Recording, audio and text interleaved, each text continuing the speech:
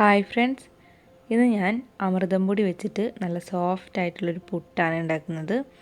അപ്പോൾ നമുക്ക് നേരെ വീഡിയോയിലേക്ക് പോവാം. അപ്പോൾ ഞാനിവിടെ 250 ml കപ്പിൽ 1.5 കപ്പ് അമൃതം പൊടി എടുക്കുന്നുണ്ട്. പിന്നെ ഒരു 1/2 കപ്പ് അരിപ്പൊടി, സാധാ പുട്ടുപൊടിയും കൂടി എടുക്കുന്നുണ്ട്. ഇനി ഇതിലേക്ക് ആവശ്യത്തിന് ഉപ്പിട്ട് കൊടുക്കാം. അതിനുശേഷം നന്നായി ഒന്ന് മിക്സ് ചെയ്ത് കൊടുക്കാം. ഇനി നമുക്കിതിലേക്ക് കുറേശ്ശെ വെള്ളം ഒഴിച്ച് കൊടുത്തിട്ട് നന്നായി ഒന്ന് നനച്ചെടുക്കാം. അപ്പോൾ ഞാനിവിടെ സാധാ പച്ചവെള്ളം തന്നെയാണ് എടുത്തേക്കുന്നത്, ചൂടുവെള്ളത്തിൻ്റെ ആവശ്യമൊന്നുമില്ല. അപ്പോൾ നമുക്ക് കുറേശ്ശെ ഒഴിച്ച് കൊടുത്തിട്ട് മാത്രമേ നനച്ചെടുക്കാനായിട്ട് പാടുള്ളൂ. നന്നായി ഒന്ന് കൈകൊണ്ട് കട്ടകളൊക്കെ വരുമ്പോൾ നന്നായി ഒന്ന് ഉടച്ചു കൊടുത്തിട്ട് നമുക്കിതൊന്ന് നനച്ചെടുക്കാം. അപ്പോൾ നമ്മൾ കുറേശ്ശെ വെള്ളം ഒഴിക്കുന്നതിൻ്റെ ഒപ്പം തന്നെ പൊടി കൈകൊണ്ട് നന്നായി ഒന്ന് കട്ടകളൊന്നും ഇല്ലാതെ തന്നെ ഉടച്ചെടുക്കണം.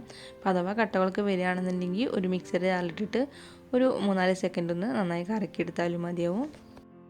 അപ്പോൾ നമുക്ക് ഈ പൊടി നന്നായി തന്നെ നനഞ്ഞു വന്നിട്ടുണ്ടോ എന്ന് നോക്കാനായിട്ട് നമുക്ക് കുറച്ച് പൊടി എടുത്തിട്ട് കയ്യിൽ വെച്ചൊന്ന് ചെറുതായി ഒന്ന് പ്രസ് ചെയ്ത് കൊടുത്തിട്ട് വിട്ട് കൊടുക്കുക.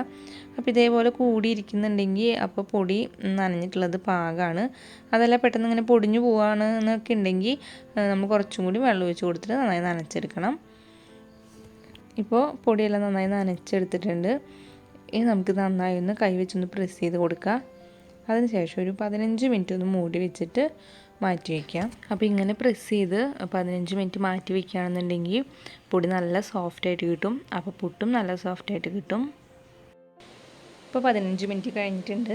ഇനി കൈ വെച്ച് ഒന്നും കൂടി നന്നായി ഒന്ന് മിക്സ് ചെയ്ത് കൊടുക്കാം. ഇനി ഞാനിതിലേക്ക് ഒരു 1/2 ടീസ്പൂൺ നല്ല ജീരകം ഒന്ന് കയ്യിൽ വെച്ചിട്ട് നന്നായി ഒന്ന് തിരുമ്മിയിട്ട് ഇതിലേക്ക് ഇട്ട് കൊടുത്തിട്ട് നന്നായി ഒന്നും കൂടി മിക്സ് ചെയ്യാണ്. അപ്പോൾ നല്ലൊരു മണമായിരിക്കും പുട്ടിനുണ്ടാവുക. ഇനി ഞാനിവിടെ പുട്ടുംകുറ്റി എടുത്തിട്ടുണ്ട്. അപ്പോൾ അതിലേക്ക് നമുക്ക് കുറച്ച് നാളികേരം ചിരകിയത് ആദ്യം ഇട്ട് കൊടുക്കാം. അതിനുശേഷം കുറച്ച് പൊടി ഇട്ട് കൊടുക്കാം. പിന്നെ വീണ്ടും നാളികേരം ഇട്ട് കൊടുക്കാം. അങ്ങനെ ലെയറായി നമുക്ക് ഇട്ട് കൊടുക്കാം. അപ്പോൾ ഒരിക്കലും നമ്മൾ കുത്തി നിറച്ച് ഈ പുട്ടുംകുടത്തിൽ ഇട്ട് വെക്കരുത്. അങ്ങനെയാണെന്നുണ്ടെങ്കിൽ പുട്ട് നല്ല സോഫ്റ്റായിട്ട് കിട്ടില്ല.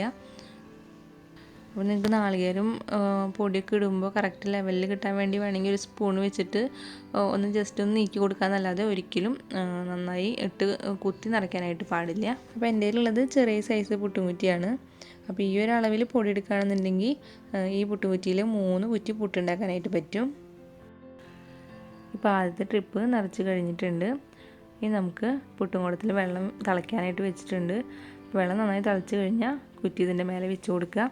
അതിനുശേഷം ഒരു 6-7 മിനിറ്റ് എന്തായാലും ഇതൊന്ന് കുക്ക് ചെയ്തെടുക്കണം.